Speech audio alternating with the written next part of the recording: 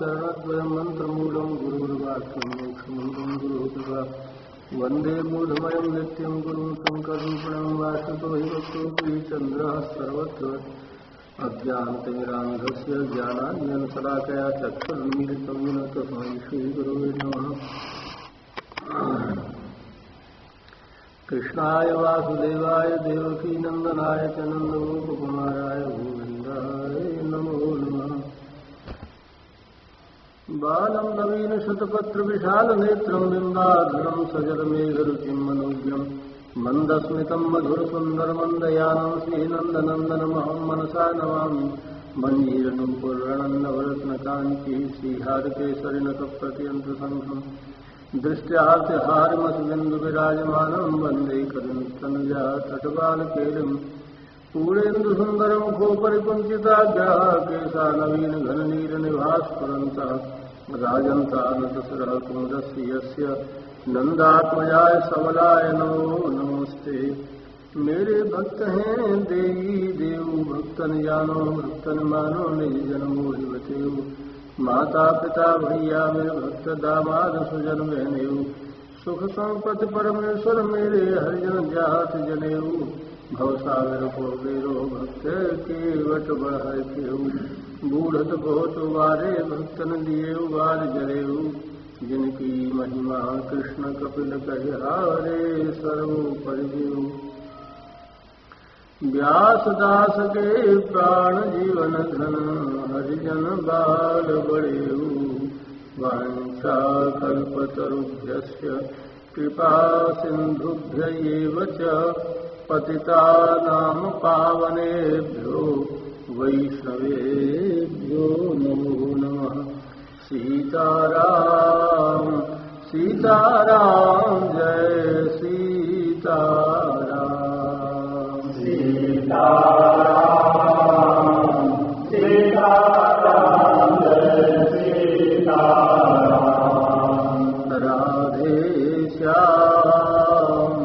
राधे श्याम जय राधे श्याम। राधे श्याम राधे श्याम। सीताराम सीताराम जय सीताराम। सीताराम सीताराम जय सीताराम। राधे श्याम जय राधे श्याम। राधे श्याम जय राधे श्याम। श्री गिरिराज महाराज की जय। श्री बाबा महाराज की जय। श्री बाबा के लाला की जय। लाला के बाबा की जय। लाला बाबा गुरु की जय। जय जय श्री राधे श्याम।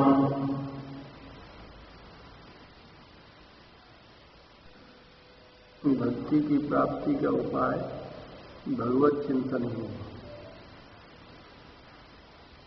और इसी से प्रेम उत्पन्न होता है। शुद्धा भक्ति वाला भक्त तो ज्ञान की इच्छा ही नहीं करता, किंतु ज्ञान मिश्रा भक्ति में ज्ञान और भक्ति मिले रहते हैं। श्री रामचरितमानस में ज्ञान मिश्रा भक्ति है, सुधा या केवला भक्ति नहीं। श्री चैतन्य महाप्रभु ने भक्ति का लक्षण इस श्लोक में बताया है। अनन्य ममता विशोर ममता प्रेम संहिता भक्ति रिच्यते भीष्म प्रहलादोद्धव नारदहि। भगवान विष्णु में जो प्रेम संज्ञक अनन्य ममता है उसी को भीष्म प्रहलाद उद्धव और नारद ने भक्ति कहा है। मेरे भक्त की क्या इच्छा होती है इस विषय में स्वयं भगवान कहते हैं। सालोक्य सारिष्ट सामीप्य सारूप्यैकत्व मप्युत दीयमानम न गणन्ति बिना मत सेवनम जना। मेरे भक्त लोग सालोक्य, सारिष्ट, सामीप्य और सारूप्य। सालोक्य कहते हैं उनके लोक में रहना, और सारिष्ट माने उन जैसा ही वैभव प्राप्त हो जाना। सामीप्य उनके समीप में, सारूप्य माने उन जैसा भी रूप बन जाना। और सायुज्य कहते हैं उसी प्रकार का उनमें मिल जाना, सायुज्य मोक्ष। इन 5 प्रकार की मुक्तियों को दिए जाने पर भी मेरे भक्त मेरी सेवा को छोड़कर ग्रहण नहीं करते। सच्चिदानंद घन परमात्मा का भजन ध्यान करने से ज्ञान हो ही जाएगा। इसके लिए यत्न की आवश्यकता नहीं है, विश्वास चाहिए। जिसको विश्वास नहीं होता उसकी प्रवृत्ति ही नहीं होगी। गीता के 8वें अध्याय के 14वें श्लोक में भगवत प्राप्ति का सबसे बड़ा साधन बताया है। इसको सब धर्म और सभी मत वाले मानेंगे। इसके अतिरिक्त और कोई साधन हो ही नहीं सकता। वह साधन है अनन्य चेता सततम यो माम स्मृति नित्यशः तस्याहं सुलभः पार्थ नित्य युक्त से योगिनः। जो पुरुष अनन्य चित्त से नित्य प्रति मेरा स्मरण करता है, उस नित्य युक्त सर्वदा मेरे में समाहित योगी के लिए मैं सर्वथा सुलभ हूं।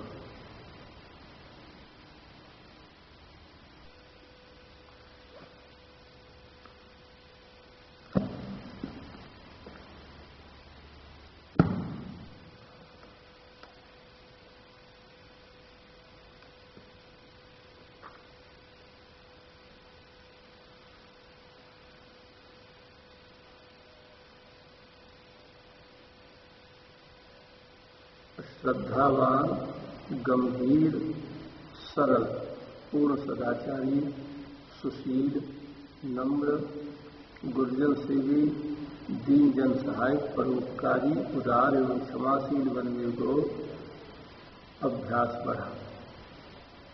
भगवत प्राप्ति के लिए इन चीजों की आवश्यकता है। श्रद्धावान माने शास्त्र में और गुरु में श्रद्धा रखना, उनकी आज्ञा के अनुसार उनके वचनों पर विश्वास करना, ये श्रद्धा है। गंभीर, थोड़ी बात से क्षुब्ध हो जाने वाला व्यक्ति उथला व्यक्ति कहलाता है।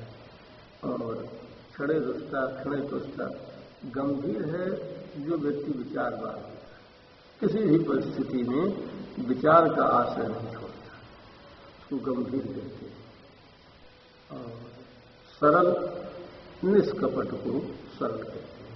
मन वचन कर्म से जो एक रहता है उसे सरल व्यक्ति कहते हैं। पूर्ण सदाचारी, शास्त्र के अनुसार जिनके आचरण है उन्हें संतों और शास्त्रों का पूर्ण सदाचारी। सुशील, शीलवान, उद्दंडता का विरोधी शीलता है।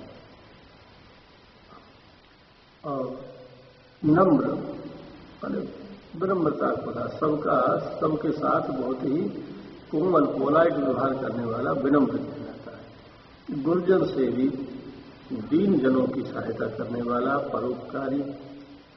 उदार कहते हैं जो अपनी आवश्यकता पर विचार किए बिना, अपनी सामर्थ्य का विचार किए बिना, जो किसी के दुख को देखकर, किसी की परिस्थिति को देखकर उनके लिए माने अधिक ही करता है, उसको उदार कहते हैं। जैसे अपनी आवश्यकता हो तो अपनी आवश्यकता को भूल कर, भले ही हमें भूख लगी हो, हम भूखे हों, लेकिन दूसरा कोई भूखा हो तो उसके दुख को देखकर उस दुख को मिटाने के लिए जो अपनी परवाह नहीं करता। दानी वो कहलाता है कि जो माने देता है, दुखियों की सहायता करता है। लेकिन उदार वे हैं कि जो अपनी चिंता किए बिना दूसरों के हित के लिए अपने प्राणों को भी संकट में डाल देता है, अपने लिए गरीबी मोल ले लेता है, लेकिन दूसरे के दुख को, दूसरे की दीनता को नहीं। अच्छा जाएगा, ठीक है, परिक्रमा जा रहे हैं, ठीक है, परिक्रमा।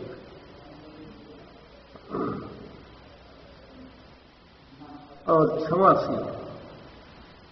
क्षमाशील और सहनशील में थोड़ा अंतर है। सहनशील वे हैं जो किसी के द्वारा किए हुए अपकार, हमारे साथ कोई खोटो व्यवहार करे तो किए हुए अपकार को जो प्रसन्नतापूर्वक सह लेते हैं, जिनके मन में प्रतिक्रिया उत्पन्न नहीं होती। जैसे किसी ने हमारा अपमान कर दिया, हानि कर दी, दुख दिया, हमारे साथ कोई खोटा व्यवहार किया, तो उस खोटे व्यवहार को हम प्रसन्नतापूर्वक भगवद इच्छा, भगवान का मंगल विधान, अपने ही कर्म का फल, इनमें से किसी को भी माने, चाहते माने भगवान की इच्छा से, वैसा बिना भगवान की इच्छा के कुछ भी होता नहीं। और या ये मान ले हमारे ही कर्म का फल है, हमने किसी को दुख दिया होगा और हमने किसी के साथ अनर्थ कुछ घटित होगा हमारे द्वारा, तो उसका फल हमें मिल रहा है। और या फिर ये मान लें कि भगवान का मंगल विधान जो होता है, भगवान के मंगल विधान से होता है, वो ठीक ही होता है। इससे हमारे पापों का नाश हो रहा है, हमारे कर्मों का क्षय हो रहा है।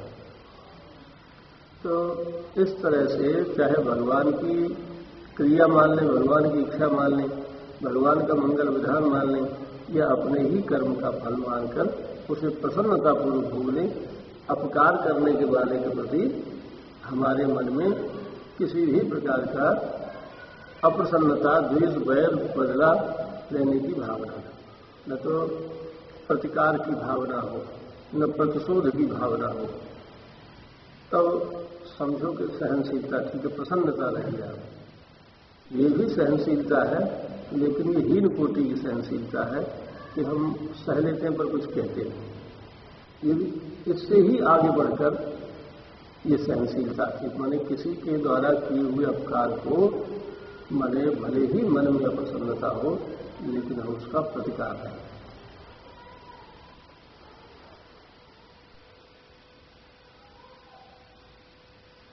किसी बात का हमारे मन में प्रतिकार उठता है। और लेकिन क्षमाशीलता में एक विशेष गुण है। क्षमाशीलता यह है कि अपकारी के प्रति भी अपकार की भावना नहीं है। ये भावना नहीं रहती कि उसने हमारा अपकार किया है, उसके अपकार को ही भूल जाते हैं। जैसे हमसे भूल हो गई और हमने कहा भाई हमसे भूल हो गई, क्षमा कर देना, तो क्षमा कर देने का तात्पर्य उसके साथ वैसा का वैसा ही हो जाता है जैसे पहले थे। तो दोषी के दोष को सर्वथा भूल जाना, उसके प्रति सर्वथा निर्दोष जैसा व्यवहार करना, ये है क्षमाशीलता है। बनवे को अभ्यास करें।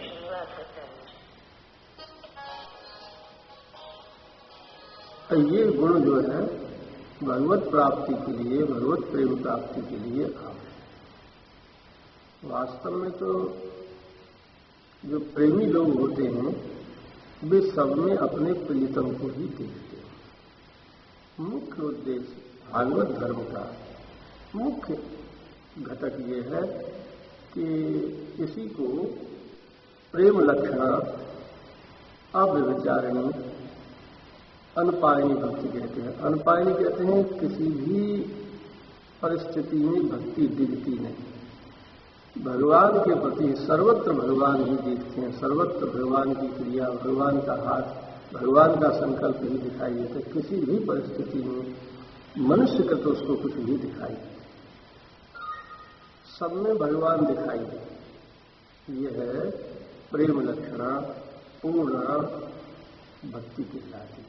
इसी को अनपायनी भक्ति, अव्यभिचारिणी भक्ति, अनन्य भक्ति या इसी को भागवत धर्म कहते हैं। तुलसीदास जी ने इस भागवत धर्म का वर्णन ही अपनी भक्ति में दिखाया है। उमा राम चरण रत जगत काम मदकोह निज प्रभु में देखें। जगत सारे संसार को अपने प्रभु में देखते हैं, और इसलिए उनमें क्यों रहते हैं विगत काम मद को, उनमें न काम आता है, न क्रोध आता है, न मद आता है, न मोह होता है। बोले क्योंकि वे इस संसार को मेरे प्रभुमय देखने लगे, इस सारे संसार में अपने प्रभुमय देखते हैं। कैसन करें विरोध, फिर किसे दूसरा माने। विरोध का तात्पर्य किसी में दूसरे का भाव, परत्व का भाव होना। राग है अपनत्व का भाव, अपनापन हो जाना, और द्वेष है किसी को पराया मान, परत्व का भाव। तो किसी के प्रति उनका परत्व का भाव नहीं होता, एक श्री कृष्ण के अतिरिक्त और दूसरा भाव नहीं है। कैसन करें विरोध। और ऐसे ही श्री राम जी, ये भगवान शंकर के द्वारा पार्वती जी को उपदेश कराया, और भगवान स्वयं श्री राम अनन्य भक्ति का लक्षण बताते हुए हनुमान जी को कहते हैं, सो अनन्य जाके असी मत न टरे हनुमंत, मैं सेवक सचराचर रूप स्वामी भगवंत। मैं तो चराचर का सेवक हूं, जितने चराचर जगत में जो दिखाई देते हैं वे सब मेरे प्रभु का ही स्वरूप है। इन रूपों में मेरे प्रभु ही हैं। तो ऐसी जिसकी अविचल मति है, ये बहुत कठिन बात नहीं है तो प्रभु ही। बस क्यों नहीं ऐसा दिख रहा। हमने संसार को सत्य समझा है, संसार के संबंधों में हमारी कहीं राग कहीं द्वेष आसक्ति हो गई, इस कारण से वैसा दिखाई नहीं देता। एकमात्र प्रभु के अतिरिक्त किसी की संसार में सत्ता ही नहीं है।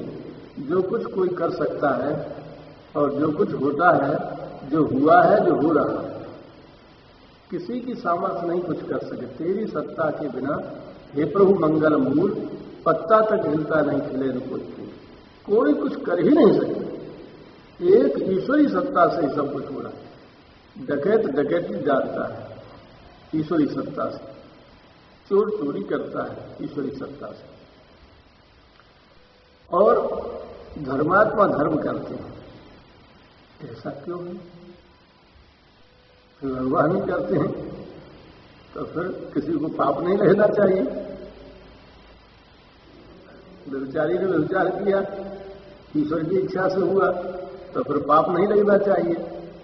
हाँ, पाप नहीं लगना चाहिए। पाप जब कर्ता की बुद्धि में ये बात आ जाए कि एकमात्र में मैं कुछ भी नहीं कर रहा, लेकिन जितने भी पाप होते हैं वे अहम बुद्धि से होते हैं और भोगों की स्पृहा से होते हैं। तो जिनमें कामना और अहम नहीं है वे लोग सारे संसार, गीता में लिखा हुआ है कि जो ज्ञानी है सारे संसार की हत्या कर दे, लेकिन सारे संसार की हत्या करने पर भी उसे हत्या का दोष नहीं लगता है। हाँ हाँ, लेकिन अपने सुख की स्पृहा अहंकार के कारण आती है, जिसमें अपने सुख की कामना है और फिर वो करता अहंकार से लिप्त होकर ही वो कर्ता बनता है। नहीं तो जीव ये कर्ता बने का अहंकार है। हनुमान जी ने सारी लंका को जला, बहुत से राक्षसों का विनाश किया, 1/3 सेना मार दी रावण की एक ही दिन में। इतना बड़ा पराक्रम किसी ने नहीं किया। हाँ नहीं, 1/3 सेना मार दी, और फिर जब सेना मर गई तो सारी लंका को जला दिया, सबको त्रस्त कर दिया। वे भीतर माने जिनके यहाँ छुपने के स्थान से गुफाएं, उनमें छुप गए भीतर जाके, तल घरों में।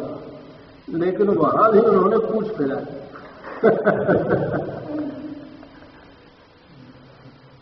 तो जितने बच सके चले उतरे चले, जितने बचे उतरे बचे। जब यहां से जाने पर, हनुमान जी के जाने पर घोषणा हुई घोषणा हुई कि वो उत्पाती अब सब शांत हो जाए, सब निकल आवे। वाल्मीकि रामायण में लिखा है, सब लोग निकल आवे, कोई परेशानी, सब उत्पाती बादल चला गया। गणना में बताया गया 1/3 सेना मार गया। हाँ, लेकिन वो तो बाई में मार गए। अब उन्होंने सोचा कि राम काज करना ही है, आगे विभीषण राजा होंगे। तो ये जो अशुद्ध संतान है अब तो राम जी के लिए होनी चाहिए। तो चलत गर्जो भारी महान, चलत महाजन गर्जो भारी, गर्व सर्व रजनी चंदारी। तो इतनी जोर से गर्जना की कि भय के मारे निशाचरियों के गर्भ हो गए। इस कारण माने ये तो दूना पाप है। भ्रूण हत्या ब्रह्म हत्या से दूना पाप है। निशाचरों को मारने के दूना नहीं है। किसी का भी गर्भ गिरा देना यह जो है ब्रह्म हत्या से दूना पाप है। एबॉर्शन जिसे कहते हैं, एबॉर्शन करा देना माने ब्रह्म हत्या से दूना पाप होता है। और इन्होंने तो सारे जितने भी राक्षसियां थी सबका एबॉर्शन करा, और तनिक भी पाप नहीं लगा, क्योंकि उन्होंने अहंकार पूर्वक नहीं और अपनी किसी आवश्यकता से अपने लिए नहीं किया, राम जी के लिए किया और राम जी की शक्ति से मान के किया। जब पूछा तो कहा ये शाखा नृत्य बड़े मनसाई, शाखा ते शाखा पर जाई, नाग सिंधु हाटक पर जारा, निश्चल गणपत विपिन उबाया, सोसव तब नाथन कछु।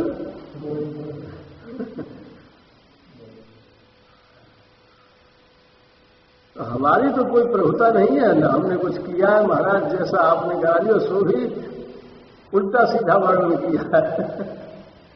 नाग सिंधु, अरे पहले कहाँ हाटक पर जा रहा है, पहले तो सीता जी पूरा खोज किया, खोज कर सीता जी पास गए तो राक्षसों को मारा, राक्षसों ने मार दिया तब जा। पर उन्होंने माने अपना पराक्रम नहीं है, राम जी ने जो करा लिया तो उल्टा सीधा ही कह दिया। इस तरह से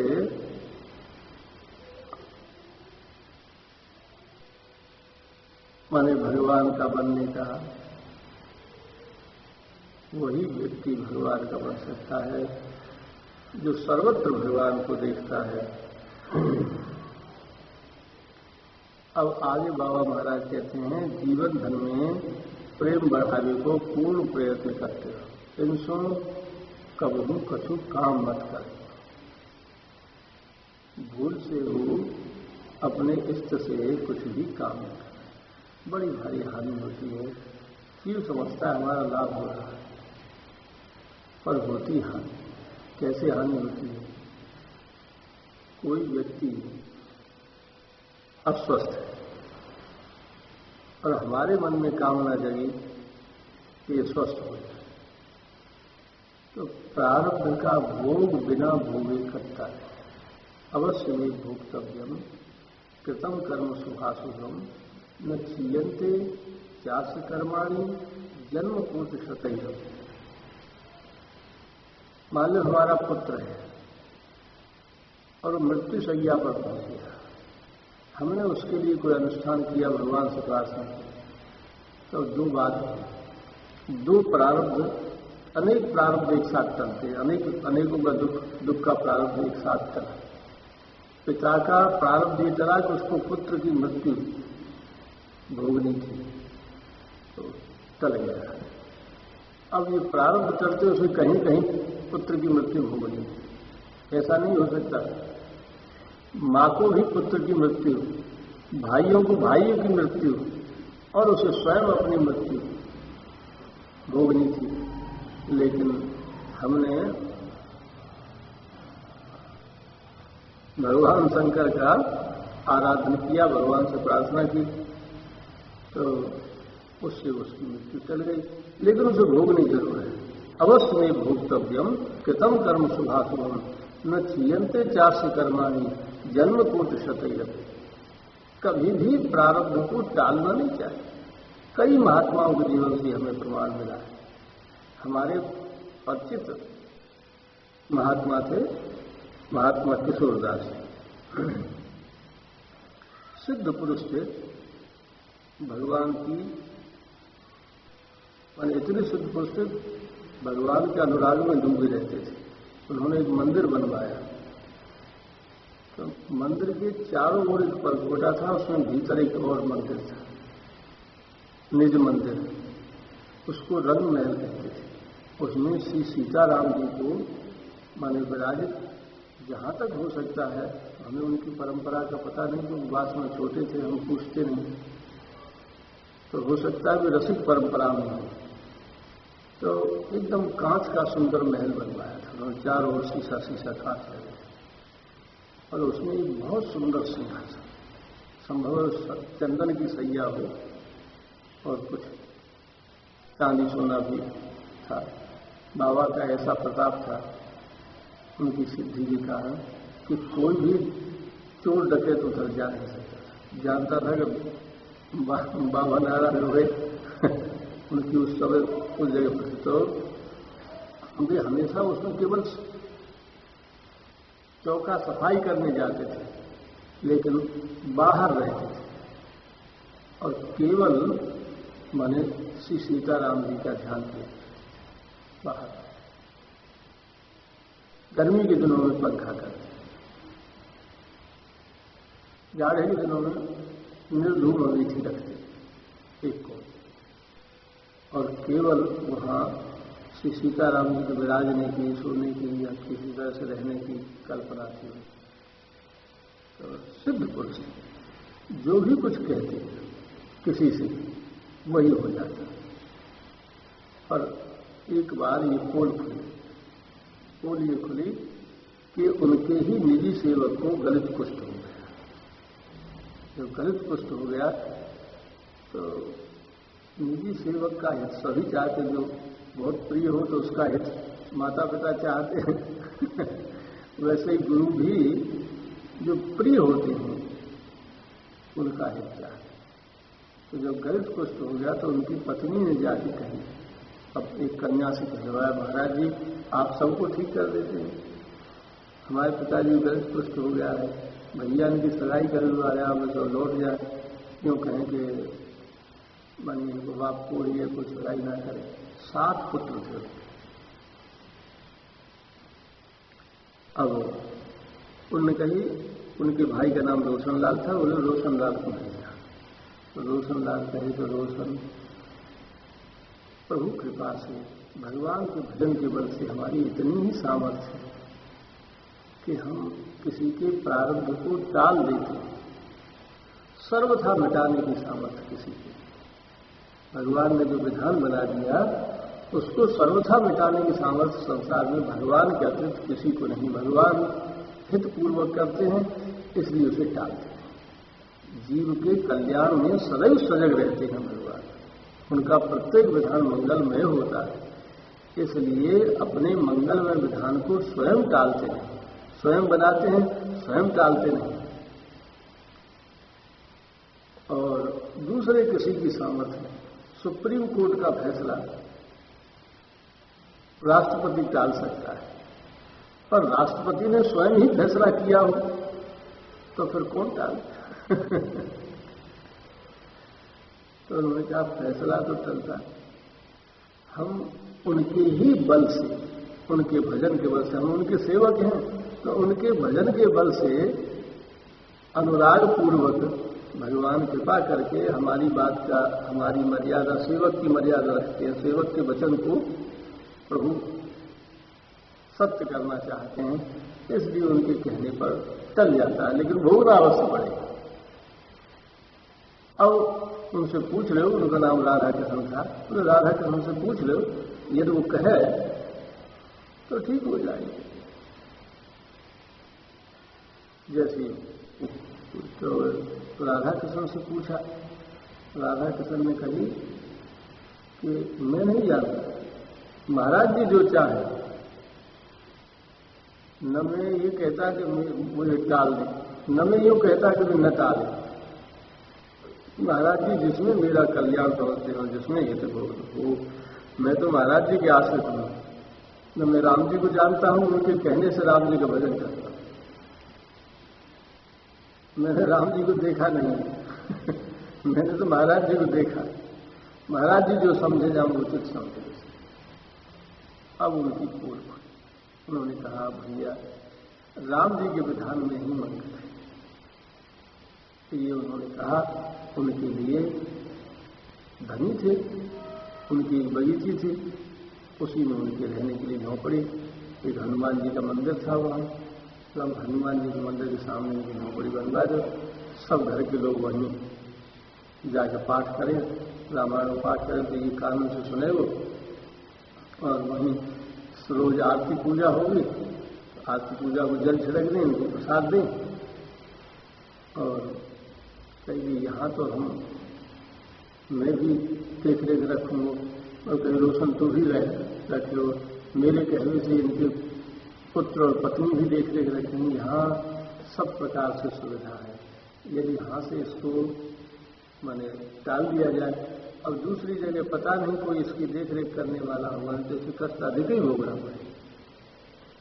प्रारब्ध का जो कष्ट है वो अधिक मात्रा में ब्याज पूर्वक भोगना पड़ता है टालने, इसलिए उन्होंने टालने की मनाही।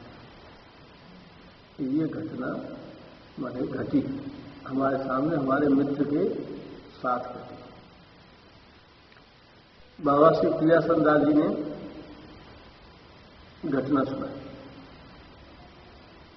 अड़ीन में एक महात्मा रहते थे बंधा, और वे शुद्ध पुरुष थे, भजनानंद जी थे, भगवत प्रेमी थे। तो उनको कंठमाला का रोग था, विषबेल जिसे कहते, तो पक गई थी। उनके शिष्य को कष्ट हुआ। शिष्य जाके एकांत में रोने लगा कि गुरु जी को इतना कष्ट है। उनके रोने को देखकर उसे गुरुगत प्राण कहते हैं ऐसे शिष्य को जो गुरुजनों के कष्ट से अधीन हो जाए। तो बस अधीर होकर रो रहा था। स्वयं श्री कृष्ण ग्वालिया को वेश बना के आए, और जिसमें इतनी गुरु भक्ति है उनके लिए कुछ भी असंभव है। जे गुरुपद अंबुज अनुरागी ते लोकों वेदों बड़ोराई, जे गुरु चरण रेणु संग धरे तेजन सकल विभव बस कर। कुछ भी हो सकता है। तो इस तरह से भगवान श्री कृष्ण ने कहा, अरे बाबा, अपने ब्रजवासी ग्वालियर रूप में आए, बाबा क्यों रो गए, क्यों रो रहे? तो बोले, वो पहले तो बोल रहे, फिर फटकार के, अरे बता देना क्यों रो रहे हो? तो भगवान की कहे हुए को कोई आदेश को टाल नहीं सकता। तो उन्होंने बता दिया कि ऐसे ऐसे गुरु जी की कष्ट है आदमी गुरु। अरे तेरा गुरु माने बना हठी है, ले जाइए रूखरी। एक रूखरी उठाए, बोले पानी में घिस कर आगे, ठीक है। अब लेके आएगा। जब गुरु जी सोए, गुरु जी लगाने नहीं देते थे। प्रारब्ध भोग में उनकी निष्ठा थी, अपने प्रारब्ध का जो भोग है उसे भोग लें, तो औषधि वसूली नहीं करते। तो चुपचाप सोते समय घिसके लगाए थे। सवेरे ठीक है, सवेरे ठीक है। तो सवेरे जग के गुरु जी ने कहा, वो हमारी घिसबेल कहाँ चला गया? तो इन्हें हंसी आ गई प्रसन्नता के मारे। तो इसने बता दिया, ऐसे तुम्हें रो रहे हो, एक ग्वालियर आया हुआ रू खरीद रहे, चल निकल यहां से, भाग यहां से। तो हमसे पूछे बिना ऐसे कैसे कर दिए? तो अधिकार भी बोले, हमें दोबारा जन्म लेना पड़ेगा, हम लेना नहीं चाहते, हम यह शरीर को क्या करें, हमें तो भगवान शरीर सड़ जाए, तो हमको यहाँ आना नहीं है। तो उन्हें हमारे बिना पूछे क्यों कि जोर से फटकार निकाले। अब जो गुरु जी के दुख से रो रहा था वो तो और निकाले तो और अधिक रो रहे हो। तो सवेरे से रोते रोते उसकी आंखें सूज गई। जब आंखें सूज गई तो फिर वही बात, अरे अब क्यों रो गए बाबा जी? उसने कही गुरु जी ने कहा, हमने कही ना तेरे गुरु हटी माने बना ले ये रूखड़ी ले लगा जैसा तैसा जैसा का तैसा हो गया। तो प्रारब्ध का भोग लेने में ही शांति है। बाबा महाराज अपने कहते हैं श्री जीवन भर में प्रेम बढ़ाने को पूर्ण प्रयत्न करते रहो। इन सब कबू कछु काम मत करेंगे, कोई काम मत करो। ये काम लेवे की वस्तु नहीं है, इनके तो काम करवे की वस्तु। हम इनके काम आवे, हम इनसे कोई काम नहीं। ये तो केवल आत्मीयता तथा प्रियता के पात्र है।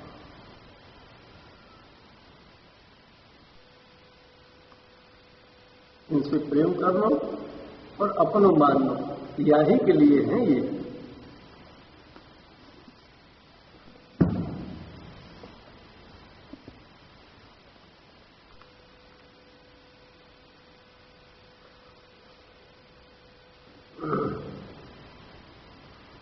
कल बाबा महाराज ने कहा साधक का चित्त शांत रहे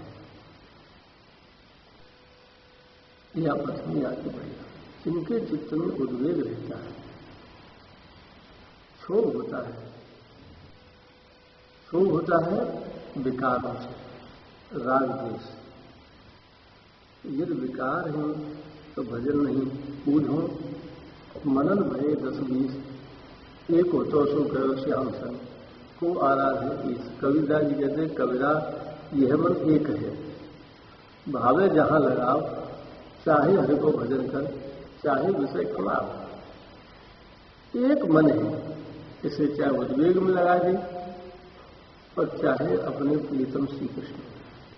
बात नहीं कही, कहीं एक जगह लग सकता है, मन दो जगह नहीं हो सकता। चाहे इसे संसार में लगाओ, चाहे भगवान में, चाहे स्वार्थ में लगाओ, चाहे परमार्थ में लगाओ, एक जगह ही मन की विशेषता है। एक समय में एक काम करता है, one thing at A time. तो इसलिए यदि चित्त में अशांति है, चित्त में उद्वेग है, तो भगवत भजन नहीं बन सकता। ऊपर से या फिर ऐसे भजन के लिए कबीरदास जी कहते हैं माला तो कर्म में फिरे, जीव फिरे मुखमार, और मनुआ तो तुम जिस फिरे, यह तो सुमिरन ना है। तो साधक को चाहिए कि चित्त शांत है, यह की बड़ी आवश्यकता है। अब सब लोगों के मन में एक जिज्ञासा उत्पन्न हुई होगी, भाई मन शांत कैसे है? संसार में रहते हैं तो सम विषम परिस्थितियां आती हैं, कहीं मानापमान भी होता है, कोई हमें फटकारता है, कोई हमसे प्यार करता है, कोई हमारी सहायता करता है, कोई हमारे किसी कार्य में बाधा देता है। तो जगत तो द्वंद्वात्मक ही है, इसमें कोई संदेह नहीं। तो फिर कैसे शांत रहा जा सकता है? इसके लिए उपाय है। हमारी दृष्टि एकमात्र प्रियतम परमात्मा की ओर है। राधा रानी श्री कृष्ण, श्री सीताराम की ओर ही हमारी दृष्टि है। तब फिर चित्त में शांति। मन निष्ठतो समा, भागवत जी ने उपाय बताया है, मन निष्ठतो समा। मत माने मुझ में, और निष्ठतः निष्ठापूर्वक। सम माने शांति की, उद्वेग राहित्य की प्राप्ति होती। तो उनमें निष्ठा क्या है? यही सोचना भगवान प्रत्येक विधान भगवान का किया हुआ है, उनके बिना कुछ भी नहीं हो सकता। तेरी सत्ता के बिना हे प्रभु मंगल मूल पत्ता तक हिलता नहीं चले, कुछ भी तो नहीं हो सकता। अब किसी ने हमें गाली दी तो यदि हमारी दृष्टि श्री कृष्ण की ओर है तो हम सोचेंगे ये हमारे प्रीतम श्री कृष्ण का खिलवाड़ है। खिलवाड़ क्या है? हमारो कन्हैया उद्यमी छेड़छाड़ करे। खेल में ये सखाओं की आंख बंद कर देता है, और आंख बंद कर ले तो जब कोई ये पहचान ले हाथ में, अरे ये तो कन्हैया है, तो छोड़ दे, और वही आंख बंद करके हंसता है, अरे पहचान ही नहीं पाया। तो वैसे ही प्रत्येक कार्य केवल श्री कृष्ण कर रहे हैं, हम पहचान नहीं पाते, किसी दूसरे को पहचानते हैं। ये हमारी हर समय ये परीक्षा करता है कि मुझे पहचानता है, इसकी दृष्टि में मैं हूं कि ये संसार है, विभिन्नता है कि एकत्व है। सर्वम खलु इदम ब्रह्म, जो कुछ इस संसार में है, सर्वम माने सब कुछ, खल माने निश्चय ही, इदम यह जो दिखाई देता है ब्रह्म, नेह नानास्ति किंचन, कुछ दूसरा कुछ नहीं। इस तथ्य को, इस सत्य को पहचानना ही उनमें निष्ठा होना है। तो जो इस तथ्य को पहचान लेते हैं, वे तलवार लेके सिर काटने के लिए कोई प्रस्तुत हो जाए तब भी वे स्थिर चित्त रहते। प्रहलाद के विषय में और क्या है, यही उसका दृढ़ विश्वास है कि मेरे श्री कृष्ण के अतिरिक्त, वासुदेव के अतिरिक्त कोई तो कुछ नहीं कर सकता। सारी उसकी सत्ता से सभी सत्तान्वित हैं, उसकी इच्छा के बिना कुछ नहीं हो सकता, फिर मुझे कौन मार सकता है। लेकिन भगवान की इच्छा मारने की है तो हमें जीने की जरूरत क्या है, हमें तो अपने आप को सब कुछ सौंप दिया उनके हाथ में। तो इसलिए किसी भी परिस्थिति में पड़कर भक्त कभी चिंतित नहीं होता, भक्त कभी दुखी नहीं होता, और भक्त कभी भयभीत नहीं होता। उसके चित्त में उद्वेगों का सर्वथा नाश हो जाता है। अब हम इसे कैसे करें?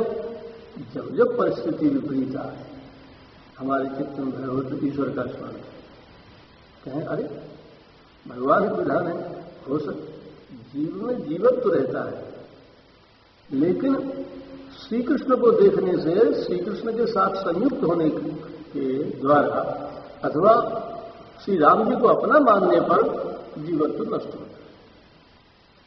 तो हर परिस्थिति में ये सोचे कि मेरे प्रीतम प्रभु ही ऐसा करना चाहते हैं, तो उनकी हमें तो लीला देखनी है, वे क्या करना चाहते हैं। मारने वाला मारने आया है, लेकिन मेरे प्रभु की इच्छा है तो क्यों मार सकता है? कोई नहीं मार सकता, कुछ भी नहीं कर सकता। किस बात का मुझे भय है? अंतर्यामी जिस समय जैसी प्रेरणा करें वैसा कार्य करें, और भयभीत नहीं हो। बस तो इस तरह से चित्त शांत रह सकता है। आज एक ही बात करेंगे तो फिर उसमें रह जाएगा। चित्त शांत चित्त सो ही साधन है सके है, जिन कारणों से चित्त शांत हो तो हो, उनसे दूर बचते रहे। देखने में कितनों ऊंचो काम हो, बाबा महाराज कहते हैं इस वाक्य में आगे, देखने में कितनों ऊंचो काम हो, यदि प्रपंच है तो परिणाम में अशांत। प्रपंच माने माया, यदि भगवान से संबंधित रहता है, भगवान पर निर्भर होकर, भगवान के आश्रित होकर किया गया है, भगवान के लिए किया गया है, तो उसका परिणाम कभी अशांति हो नहीं सकता। लेकिन जहां भगवान से विमुख हुए, हमारे उद्देश्य में माया है, किसी संसारी उद्देश्य के लिए किया गया है, तो अशांति अवश्य ही देगा, चाहे कितना उत्तम से उत्तम कर्म यज्ञ करें तो भी अशांति। कथा कीर्तन भी अशांति देती। यदि श्री कृष्ण के लिए न होकर, यदि संसार के लिए, हाँ जय श्री कृष्ण,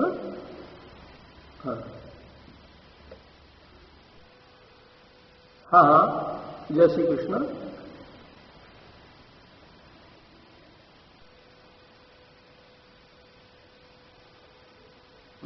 खिलखिल कर रहा है।